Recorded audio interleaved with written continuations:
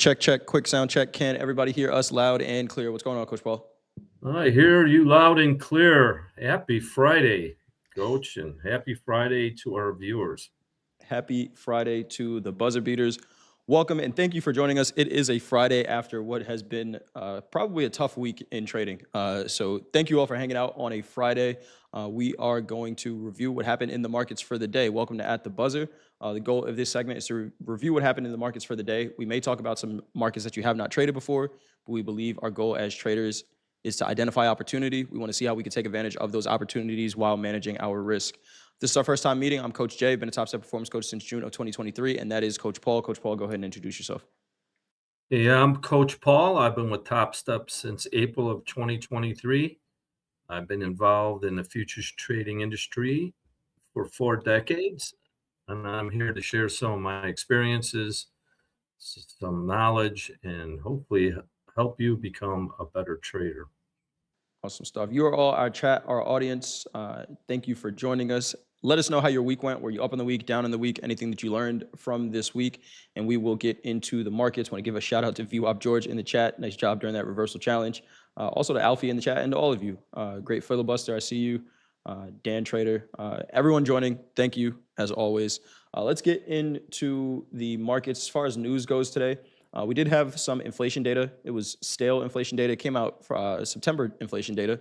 That US PCE price index year over year came in at 2.8%. Forecast was 2.8%, so pretty much in line with expectations. University of Michigan sentiment prelim number came in at 53.3. Forecast was 52. Today would normally have been non-farm payroll day, but because we are still coming out of this government shutdown, I don't know when that number is actually going to come out. I have to check the BLS website to see when we are actually going to get that number. But that is what we had today. Other big news, Netflix buying Warner Brothers, and Netflix was down about 3.5%. Anything else you see from the news, Coach Paul? How many billions of dollars were they paying for that? I think it's 82 billion. I just want to be the lead banker on that. Right. But other than that, I like what you said, stale inflation data. So other than that, it was a wild day without big news. Yes, it was. Yes, it was. Canadian unemployment rate also did come out as well. Shout out to Bink in the chat. Came in at 6.5%. Forecast was 7%. So better than expected over there for our friends up north. Let's take a look at the quote board. There are 36 different markets we can trade with Topstep accounts, and today to the downside, we had soybean futures down 1.27%, micro Bitcoin down 3.45%, and micro Ethereum futures, our biggest percentage mover to the downside, down 3.7%. To the upside, we had silver making a new all-time high today, up 2.46%, heating oil up 2.77%, and it was 17 degrees this morning when I went outside to walk my dog. And natural gas was up 4%. At one point, natural gas was up 8.5% on the day. Our biggest percentage mover to the upside, up 4.46%. If you've been watching At the Buzzer at all, that is not a surprise to any of you. So just want to say thank you. You say you want volatility. You say you want volatility. Natural gas is your friend. If you don't play there. But what a move. We'll go over that later. What a week. Yeah. What a week. There's a reason a month and a half ago we said we need to change our big four to a big five. That's the reason. To talk about our big five, we had crude oil up 0.82% on the day, the S&P 0.2% on the day, up gold down 0.31% on the day, and natural gas, we just talked about it, up 4.5% on the day. The Nasdaq up 0.45% on the day to round out our big five. We may keep doing that, right? If we identify a trend somewhere, I think it's okay to add a market to look at. We say it all the time. Our job as traders is to identify opportunity. We want to see how we can take advantage of those opportunities while managing our risk. I got a NASDAQ chart up here, Coach Paul. It is Friday. Let's take a look at the weekly. What are we seeing here? A solid chart, a solid bullish chart. Trend is solid. We had a nice 3-bar correction on a weekly. There is nothing Oh, we had I forget, did we see this last? No, we weren't. Last Friday we had, or 2 weeks ago, we had a J trade on a weekly. Yes, we did. We've cleared that. It still feels like Santa is coming. The Santa Claus rally is coming, is here, but it's going to be um, being pushed rather than flying into these, as represented by today's action. Um, Absolutely. so, how soon We're do we make all-time highs? we're less than 3% off the all-time high still. But if we go to a daily, we know what this week kind of looked like. The Nasdaq did a better job this week of trying to trade higher. We actually did, you know, set higher lows every day this week. But it just the way it did it, if you were trading this week, it does not look like this on the daily. Like, and there's so much overlap in these daily candles. This was a channeling higher, but pretty much range day. Range week. But we did end higher than we opened. So nice push there, and we left that October 10th candle range behind and channeling higher. So let's see if we hold. There are some catalysts next week that have the potential to cause some volatility. If anyone in the chat can put what you think those catalysts might be, we appreciate that. We'll take a look at a shorter time frame chart. Let's take a look at the 30-minute chart here on the Nasdaq, Coach Paul. Last night's open, nice move in the overnight session. Yeah, it was. We didn't get urgency, but we held VWAP held that first half hour. We got above and had a nice continuation rally from yesterday's late day rally. And this is classic when we talked about December holidays coming. That was on an extremely light volume, even for a night session. Yep. So we found the high. Was that in London? I think so. And boy, we've seen this pattern: rally to new highs, get pummeled quickly, only to recover. That's a recipe for chop. Yes, it is. Or for blowing up accounts if you're not disciplined. But yeah, that was a decent little rally last night. Yes, it was. And then we talked about this yesterday, but the soup of the day is an unsustainable pre-market move that gets reversed. Today's Friday. Did it 3 times this week where we had a pre-market move that was recovered. Here is Wednesdays. This is a pre-market sell-off and a rally through the rest of the day. Here is yesterday, pre-market rally that got sold off. One of the words I was using during the opening call for this move is sustainability. This is happening pre-market where there is not a lot of volume trading. What happens when the volume comes back in? Pre-market sell-off that leads to a rally and then a chop day for the rest of the day. Sometimes markets are pattern recognition, and that is a pattern that played out 3 out of 5 trading days this week, which is pretty interesting to see. Actually, if you count, nope, that's not it. Yeah, 3 out of 5 trading days this week. A big pre-market move that gets reversed. And in my opinion, why is that getting reversed? Is because that initial move is happening on low volume.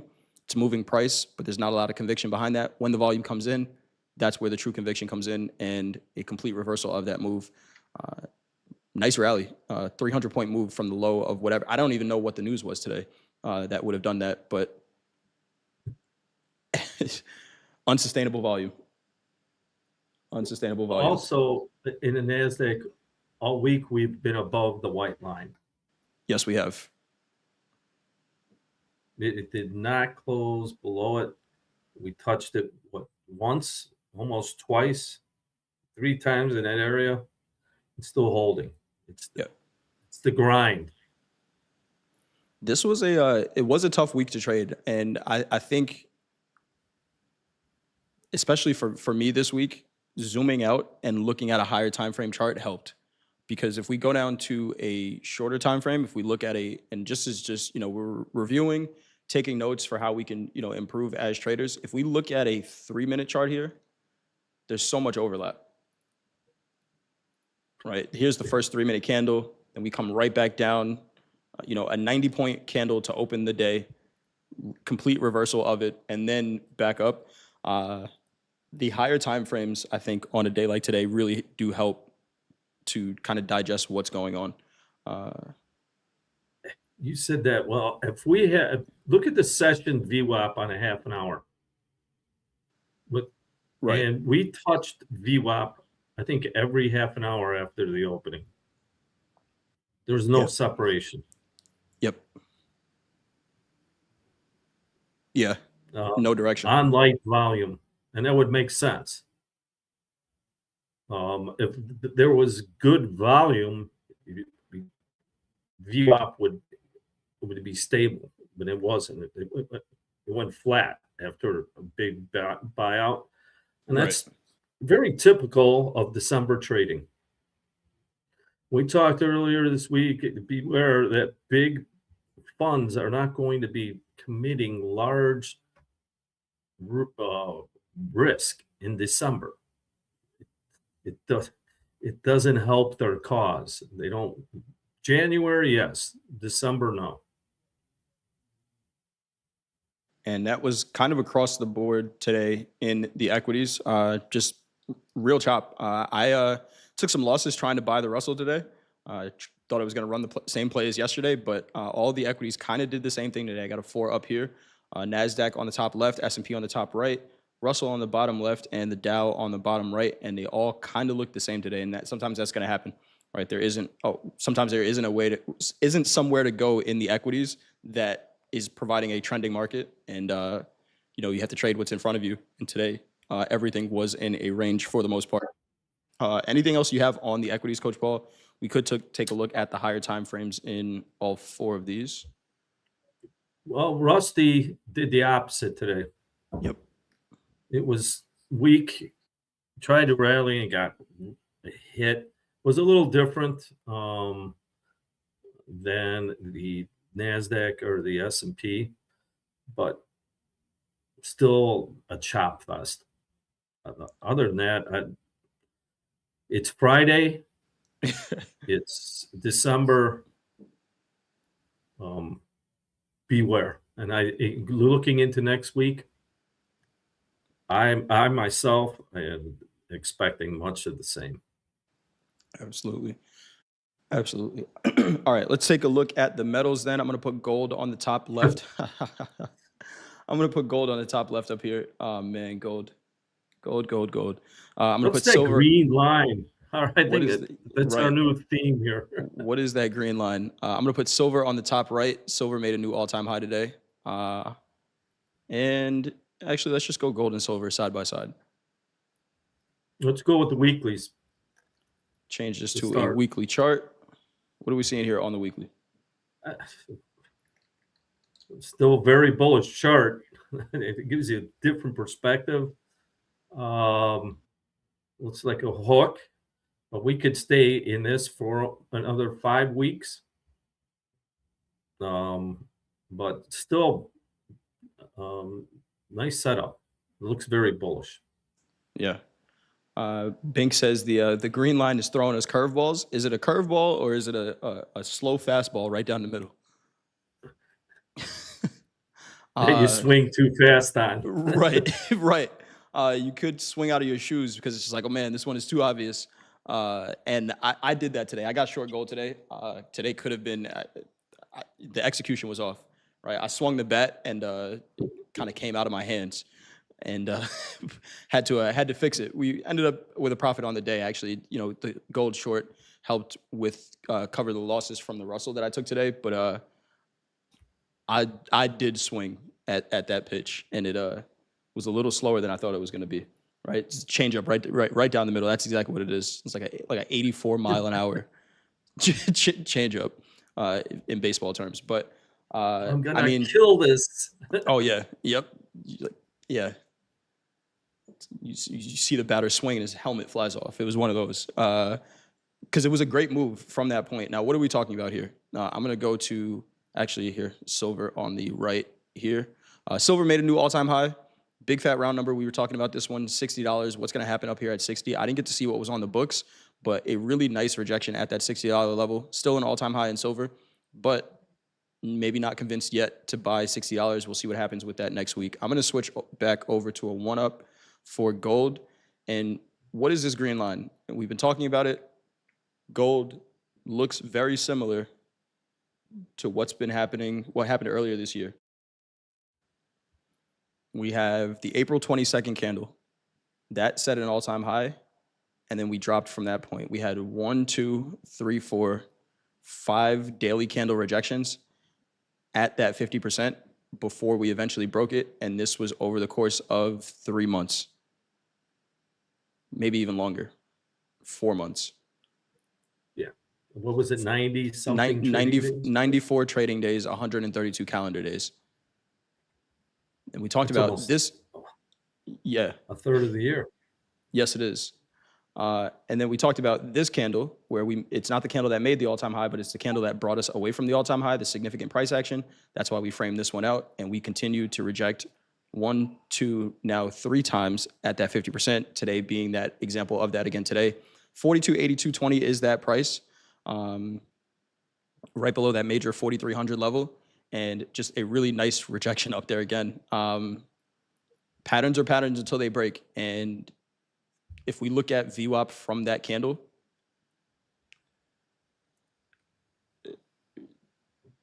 gold could do this for the next 2 months. We are at 43 calendar days, 32 trading days, so about a third of the way of that last consolidation. When it breaks out, that is not a move I want to fade, right? The last time it broke out of that consolidation, we had a 20% move to the upside in gold. That would bring us up past 5,000, all these targets, everyone's looking up to the upside. But right now, gold is not directional at all.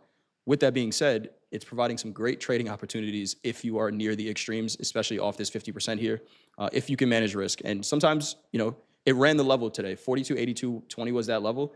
It traded up to 42.90 half today. Let's take a look at a shorter time frame chart.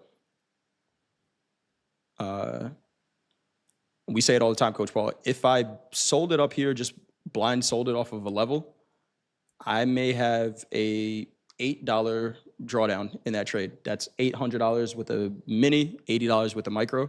And if my stop is too tight, I could get stopped out here. So I may not have to try to preempt this short, but starting to look for a pattern up here when we trade up there could, trigger a trade once the market chooses direction. Anything you want to say on the 30-minute chart here, Coach Paul? Yeah, but there we go. The change that I don't think that half-hour chart does justice for just how sharp that break. Right. It was about 10 minutes. Now, we had a $120 range in gold.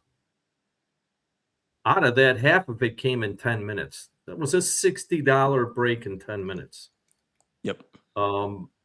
Now, we talk all the time, plan your trade your plan. First of all, if you're establishing longs up here, look how far away you are from VWAP.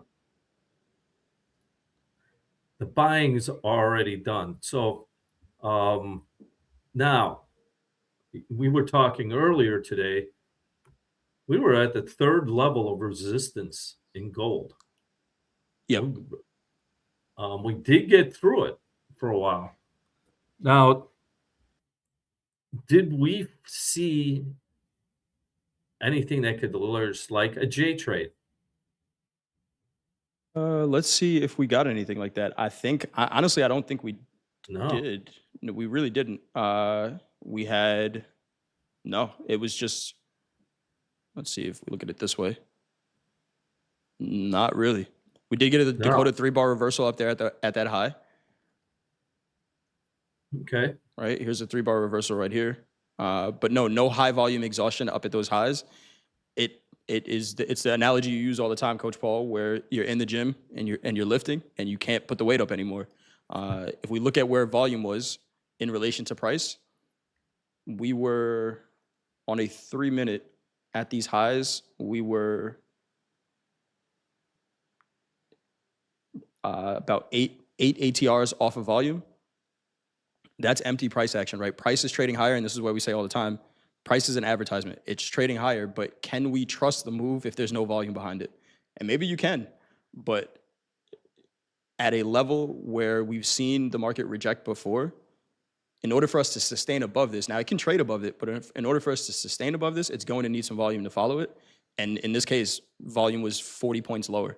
And what happens when you buy something and it stops going up? You got to sell it, and it comes right back to where it came from. You know, interesting is that first candle we touched that third level of resistance, the white line, and we use that like an opening. Yep.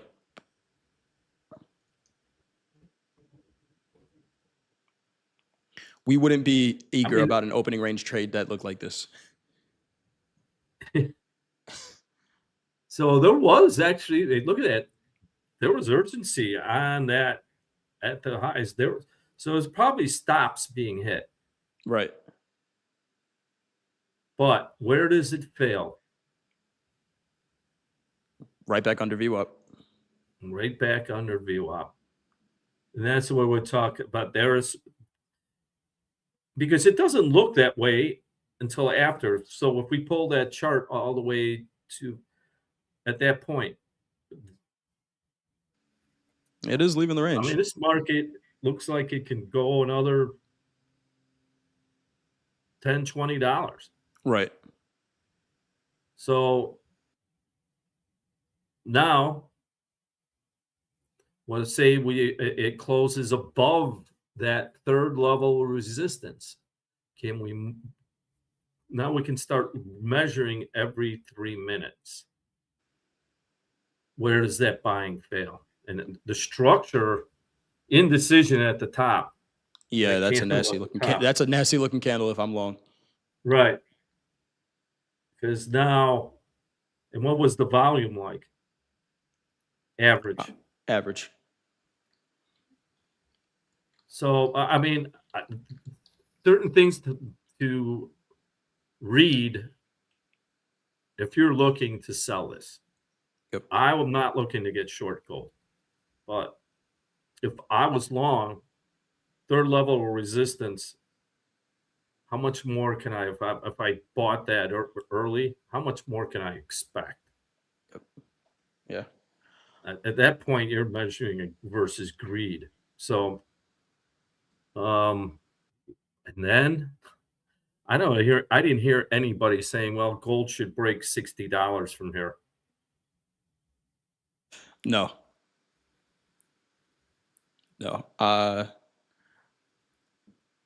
When we did break and turn here is where I started getting short. I kind of dropped the football before the end zone on this short. My initial short was 42.73 in gold because of this turn here, and I kind of messed up on the execution of the trade. But again, was able to make some nice profits on the trade to the downside. But the reason I say that, right, and my first trade was 42.73 is because I don't want to try to, for me personally, I'm not the trader that identifies a level and says, hey, yes, that's a level I'm going to trade off of, because the volume at the level means something to me, right? So I need to see whether or not the market agrees with my trade idea, and that might mean I sacrifice trade location a little bit, right? I'm getting in this trade, quote unquote, late from the high because I had to wait for the market to confirm whether or not that was the high. Now I know where my risk is to go, right? And if I'm short from 73, I can go 2 ATRs, which is 9 points, right back at that level. So if we get above there, so I really want to bring this one up because sometimes traders are going to try to figure out how to call this high and trade it up here. And maybe you could have taken the 3-bar reversal like Dakota does. You get short at 85s here. But you don't have to try to catch the highs or lows of the move because you don't get to create these, right? This could have gone another 20 points higher, like Coach Paul was saying, and then turned. If I short blindly at 82, I may be right about where the market's going to go eventually, but then stopped out on the way there. So reading the flow at the level, I think, is extremely important And if I'm going to gold day right trade it. Yeah. now, let's just talk about gold and its volatility. Yeah. So on a on a regular gold contract, what was that range from high to low in the half an hour? Oh, heck, and until now. 12, 12 points, Okay. So, anywhere from 8 to 12 points. okay, but that candle there, This one, okay, this candle itself was, keep doing that, 49 points, $49. let's just say $50. Yep. That's $500 on a micro. Yeah. It's getting that point. It's like you're gonna trade gold, but we can't do much less than a micro. Right. You got to be spot on. Yeah. It's getting to that point. Yeah, you got to be pretty on point for this one. Because like you said, that's $500 in a micro, Coach Paul, in 20 minutes. Yeah. That's the ones, if you don't have a stop or you don't measure, you don't respect your risk. Oh, need I say any more? If you've ever been caught in that type of environment, you get stuck and there goes your account. Yep. So just beware. I would say this, don't enter the gold market unless you have a stop. Agreed. I'd almost put the stop in first and then because we're seeing it. We've seen it in a few different markets. Yes, we have. And still in the range for now. Honestly, I'm looking for going into next week, gold to trade back through this range at some point. Of course, anything can happen. We have been making higher lows, channeling up somewhat. But again, that FOMC meeting on Wednesday is going to affect this market as well. We could just see this continue to range throughout the rest of the year. Anything else you want to say on the metals, Coach Paul? Nothing else. All right, Maui man, I saw your message. I saw your message. 5-second volume chart. Maui man trades off the 5-second volume chart, and we had at those highs we did have. Where was it? I'm not seeing it. Time was that 9:40. 5 seconds. 5-second volume chart. Here it is up here. This kind of cluster of volume. But hey, if you can do it, I'm going to be honest. I'm not going down to a 5-second volume chart. I have something that filters out high volume for me because I can't. If I look at a 5-second chart, I will trade 1,500 trades a day. Right? So for me, I'm going to stay away from it. But if you look at it and it helps you read the volume, keep doing it. Keep doing it. Because I see what you're seeing there. I know I have to slow myself down. So, yeah, there's not much room for error in gold or silver here. Yeah. We didn't do silver yet, did we? We can go over it. Alfie says a man of culture. I know Alfie likes that shorter time frame volume charts as well. Take a look at silver. We're just going to skip that 6 p.m. time because the metals have been moving on the Shanghai Open. And if we wait for 8 p.m., which I think is probably the way I want to trade the metals.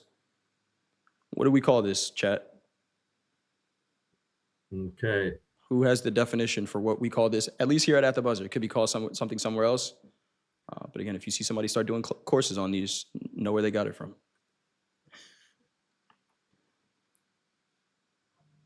Who has the name? What a move. Urgency. There we go, Bink. Ovi got it as well. Urgency from where? From the Shanghai session open, 8 p.m. Eastern time. And why are we looking at this time? Because that's where we know the volume starts to pick up for the metals. In gold, in this case, silver as well. We saw it yesterday. Same thing. The volume starts to pick up around that time, and then we can get a trade from there. I know traders like to trade the Globex open, but sometimes that first 2 hours is just so indecisive that you could get chopped up in that range, especially in silver, right? This is still not a small range. These first 2 hours before we get to the Shanghai Open is a 0.25% move in silver. You could lose an account in that trying to figure out where it's going, and the market didn't go anywhere. But once we get volume to start coming in, there wasn't a question about where silver was going to try to go for the day early on, right? And a lot of times we say this urgency, when it happens this early, and in this case, it's the second 30-minute candle,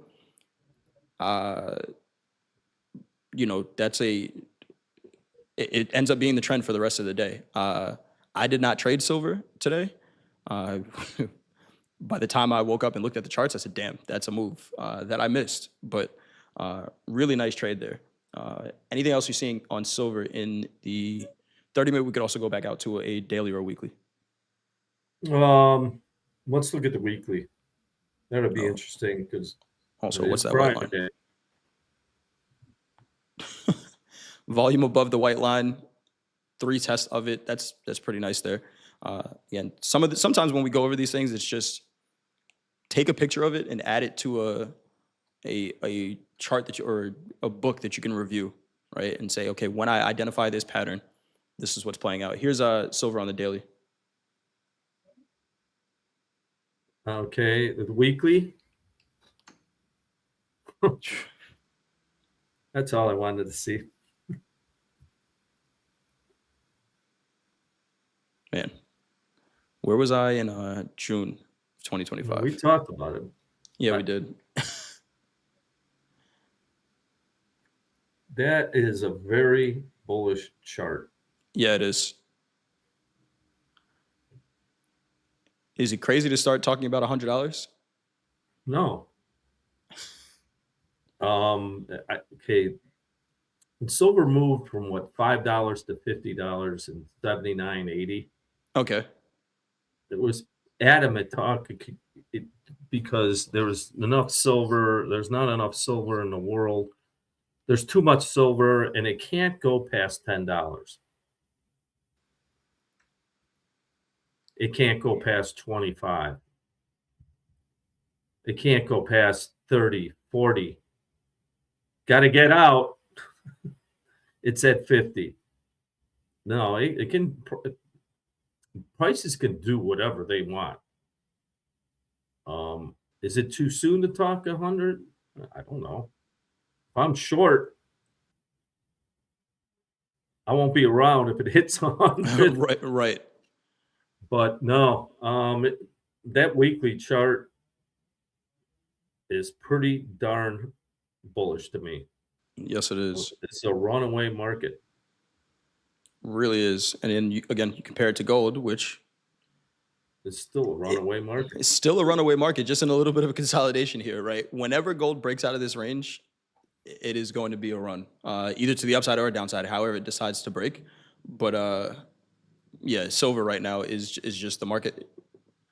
What's interesting is this silver chart, that looks like a gold chart now, right? Where silver just is making that next leg up now, and gold just hasn't caught on maybe yet, but we'll see. That looks very bullish as well. The bullet trader is still long 1 micro from 29,585. That is a hell of a trade, even with a micro.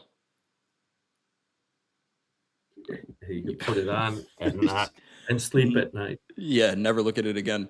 You are now a silver investor. Targeting the moon at this point. Great trade. All right. Let's go over to the energies. I'm going with a 2 up here. Crude oil. Yeah, I'll let you do crude. Next, we'll do crude oil on the left. Crude oil on the left, natural gas on the right. These are weekly charts. Boy, I tell you what, okay, I'll do the crude real quick. Yeah. The weekly is identical to the daily. Is that the daily? This is the daily in crude on the left side here. All right, decent rally to the. Yeah, it's still under the 200. It's under it. Yeah, we gotta zoom in. It looks close, but yeah, there you go. All right, well, let's start with hook a little bit, Hmm. settle above the 200. No one's expecting a rally in crude. Yeah. And those are usually when the things happen. But right now, as a benchmark, we're still under the 200, although it gained some momentum today. We'll give it that. But let's see the 30-minute. What's the low of the day? They're pretty close to the 200 moving average. Pretty close to it. It traded above the 200 yesterday. Low of the day 59.40. 200 moving average was 59.33. Yeah, I it's building a case. I mean, it's definitely short covering. But yeah.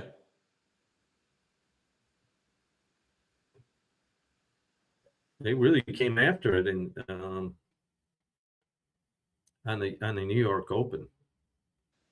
Is Yeah. that New York Open? We rallied. This Yeah. right here, yeah, this is the open here, and this is equity open right here. We've got a little bit of a rally. And then of course the monster on the right. Let's talk about that. Let's talk about Okay, I'll let you do that one. let's talk about that. Also, I see some comments in the chat. What if all of this has been accumulation in crude? It could be. It very well could be, right? Accumulation for a big move in some direction. It very well could be. I would imagine that once crude breaks out of this range, it's going to be a big move. Unfortunately, we just see what leads to big moves in crude oil, and it's usually not anything good. But Well, I would say more accumulation. What if it was short covering? right, Let's say the Saudis have talked down this and drove this down. hmm What if they said we'll do this to the end of the year? yeah, Oh, it's the end of the year. right, So I'm going to keep an eye on crude.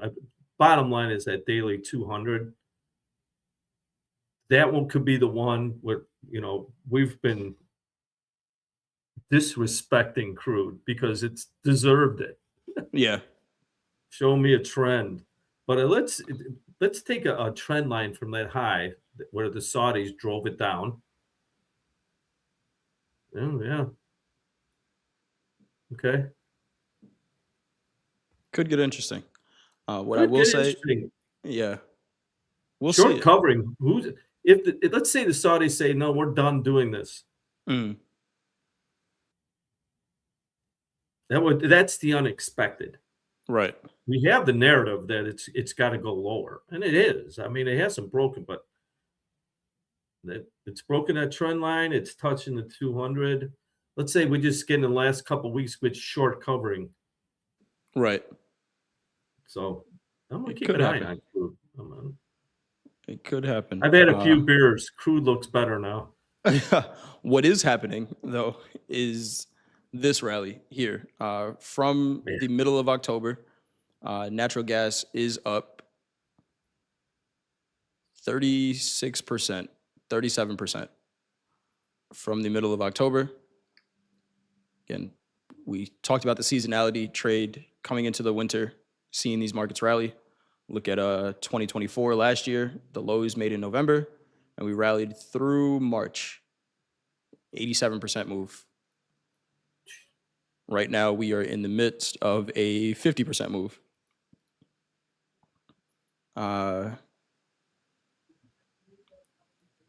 Our job as traders is to identify opportunity and see how we can take advantage of those opportunities. There is a lot of opportunity in this natural gas market right now. On the daily, this is the highest volume candle we've seen all year. Yeah.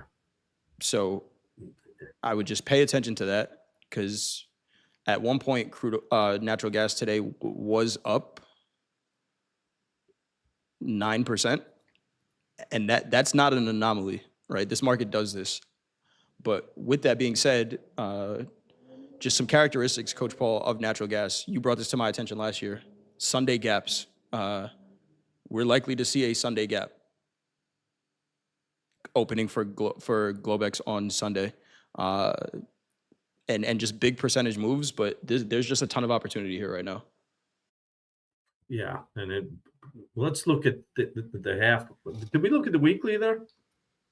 Yeah, we did. Okay.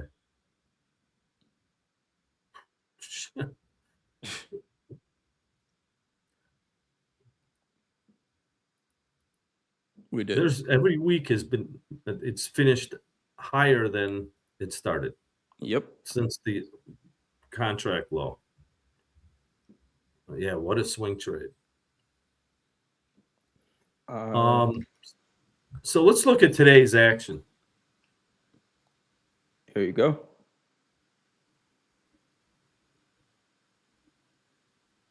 $30-minute chart here. Oh, last night we had a rally late yesterday. All right. Let's look at VWAP. Now, natural gas rarely moves in the Asian time frame. It's just not. It's very. Natural gas is very, especially Henry Hub natural gas is really tied to the U.S. and can be affected by European gas market. But now let's take the volume profile and start stretching it till we see that volume. Let's cut it off to the volume last night on the lows. Well, we made new lows. We had that candle. We had a J trade. This candle right here, Which was a J trade above of selling above the 200. Mm-hmm. And look what, so it stopped and stayed in that range in very, very small volume, which is very normal for natural gas. What counts is when the U.S. comes online. So the natural gas has changed its character. It doesn't wait for the quote unquote opening. Mm. The open comes when volume starts picking up. Right. Where can we see it? When it doubled the average volume, right there. There. Yep. That was the start, but that's the new open. Why? It came in with volume. It could have been selling, but what kind of volume did we have? All buying. This was 8 30-minute candles, 9 30-minute candles, 8 30-minute candles, all green. 4 hours. And we had buying. accepted a volume. Yeah. Because we're above the point of control. Now we're in this runaway market. That is a tell. I'm just right there. Yep. When the volume came in, it was buying and they had a reach. All right. Great move. Yeah. Seriously, Let's nice see rally what up here. happens at the highs when volume is accepted at the highs. Right there. It starts inching up. And then when we closed under it,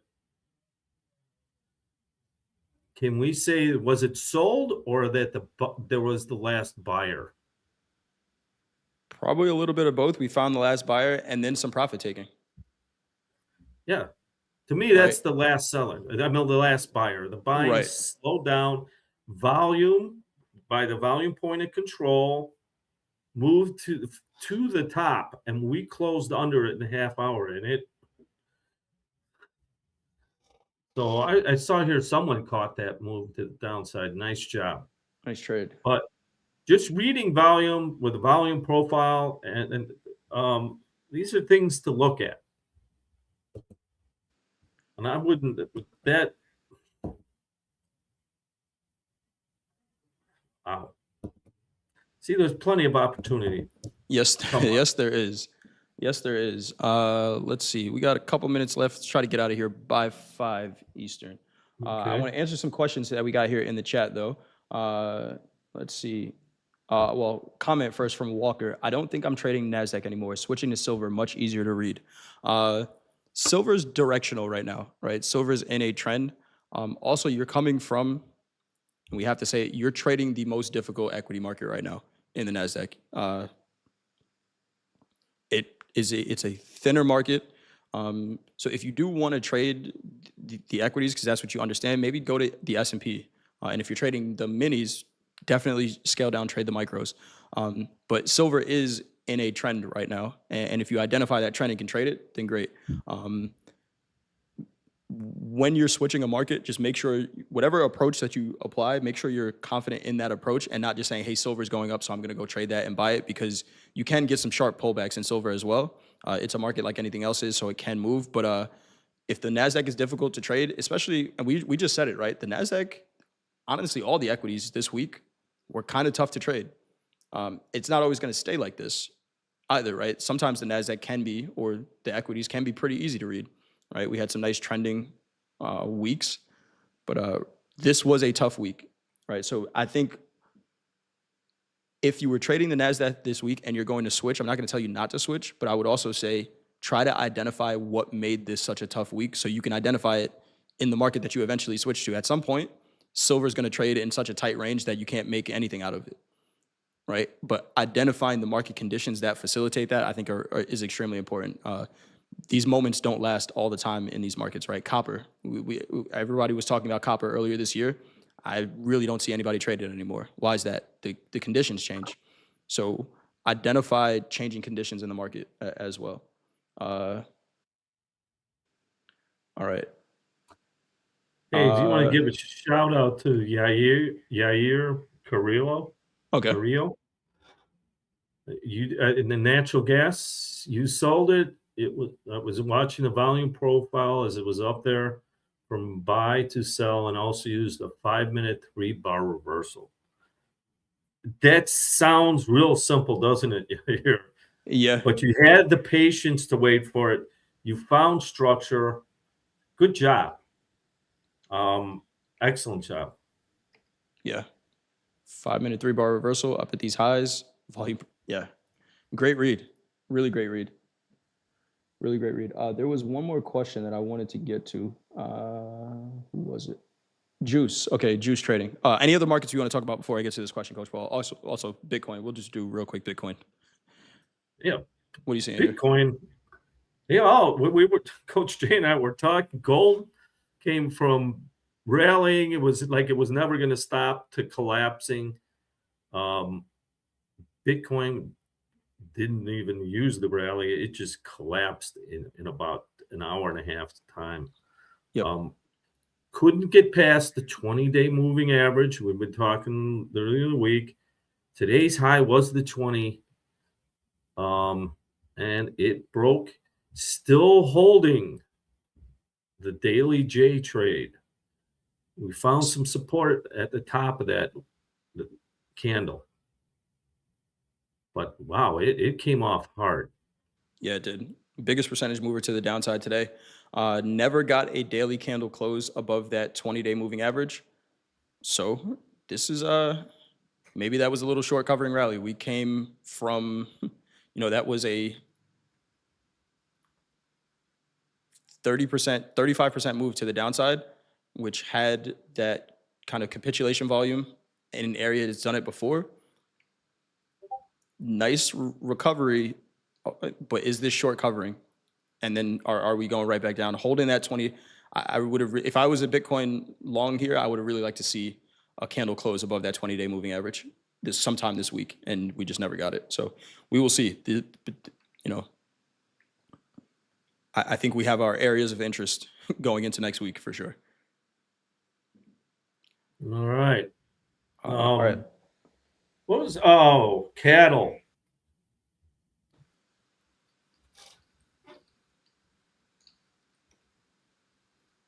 Starting to rally again. Where did we go to? 200. We had the rally. We got above the 20 again, towards the 50. this market looks like it wants to go right back up. I think it was talked down. We got gaucho beef in the United States now. Maybe. I don't know, but look at the bottom, that bottom candle. This is a rare, you won't see this in a financial market that trades 24/7.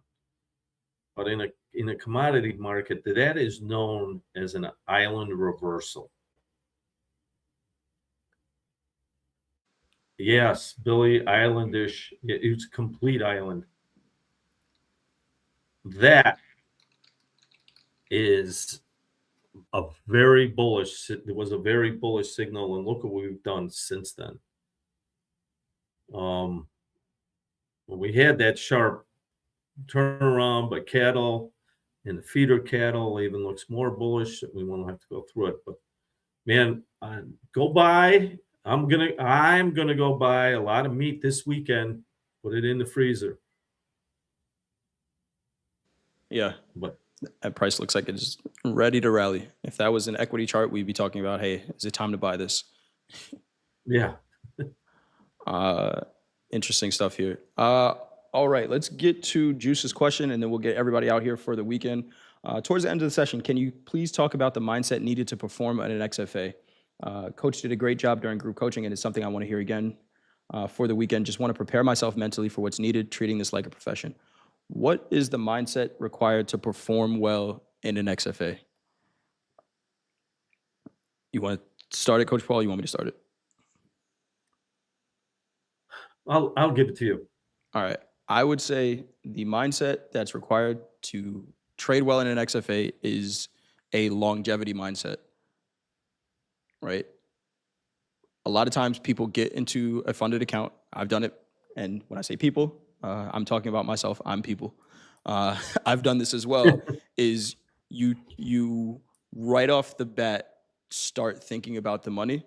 And I think a healthy mindset is to say, ideally I have this account a year from now, 2 years from now, right? Because then it changes the decisions that you make. If you go in with the mindset of, oh, I can make money, you're thinking about if you start your XFA on Monday, where you're going to be by Friday, so then you can take a payout. And that is just a shorter time frame thought process, right? Ideally, with this XFA, you want to be able to take payouts from it consistently, which means you have to build that account over time. So I think to start, have a broader time horizon than what most people go into these accounts with, right? Some people are passing accounts in 2 days and then okay, I can get a payout in 5, and I'm already counting the money. And what we all should understand here is that we're operating in uncertainty. So certainty says, hey, in 5 days, if I trade really well, I'll get a payout by Friday. Uncertainty says you don't get to choose whether or not the markets are going to give you a winning trade or not, right? So if you go into that account with that established certainty that, hey, I'm going to have 5 winning trading days here, it could very well go in your favor, right? You could have 5 winning trading days in a row. Perfect, right? That's the ideal situation. And then if you're thinking about getting a payout by Friday, then you're eligible to take a payout by Friday. But what happens in the event that one of those trading days doesn't start off so well and it ends up being a losing day? Now the entire framework that I had of, hey, I'm eligible for a payout by the end of the week is broken. And then you start doing things that maybe don't make sense because you're trying to fight back to get to the certainty that you have when we're dealing with uncertain markets all the time. So I would say focus on your trade process, focus on your trades, focus on your risk management where you're not over leveraging and trying to make $1 million in a week on this account because, I don't know what size account you have. There's a limited drawdown there. So you do have to work in those parameters and take it slow to start with a longer time frame mindset going into the account. Because most people try to rush it. Yeah, good job, Coach. And one thing I would add to that, fear factor. Mm-hmm. And see this, I don't want to lose money. Right. And that can cause you to cut winners short and hold on to losers because you don't, we can't do this. I would, before this weekend, review what got you to the XFA. Was it a process that you can repeat, that you have had the discipline to execute? If that's it, you'll see it in your review. Yep. Start out slow. Kind of, just like when you enter an athletic event, if you're coming off the bench, Right. you don't just grab the ball and try and do the heroics. Work yourself into it. Be comfortable. Execute your plan. Don't have in the front of your mind, don't lose money. Don't lose money. Right. All right. That will vibrate in your subconscious.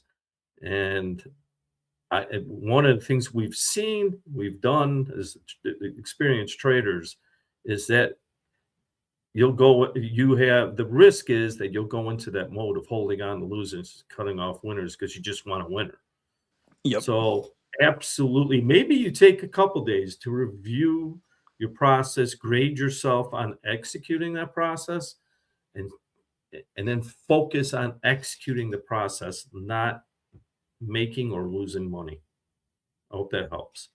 Yeah, absolutely. And Juice Trading said, getting to XFA is easy. It's hard to keep. Just as you guys said, one red day messes with the framework, but you're right.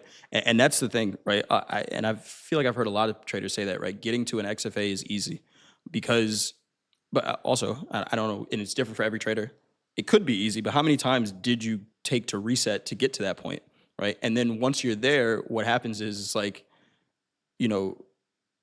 everything looks great, and then you're like, it's like jumping in a pool and you think the water's going to be warm and then it's freezing cold, right? And then you just like you choke up on your breath and you're like, oh, now I'm struggling for survival. And then you start doing things that don't make sense. It's like, wait, slow down, breathe. You know how to swim, right? But when your body's literally going into shock and survival mode, when you've anchored to the idea that this is only going to be a winning account, then when you lose, it breaks everything that you're thinking, right? So just don't be afraid, right? You know how to trade. You got to this XFA, you know how to trade. So if something goes wrong, if you lose a trade, that's okay, right? I really think, I even want to start asking how many losing trades did somebody have in a combine before they got to the XFA? Because you may not condition yourself for that, right? If I say that getting to an XFA is easy, but I consider, and I have a recency bias, right? And I say, oh yeah, the last time I got to an XFA, it was really easy. It only took me 2 days. I had 2 winning trades. Boom, that was it. You're not accepting the percentage of time where even if you do things the right way, it's going to go against you. So think longer time frame. Think longer time frame. I don't know if I have much more to say than that.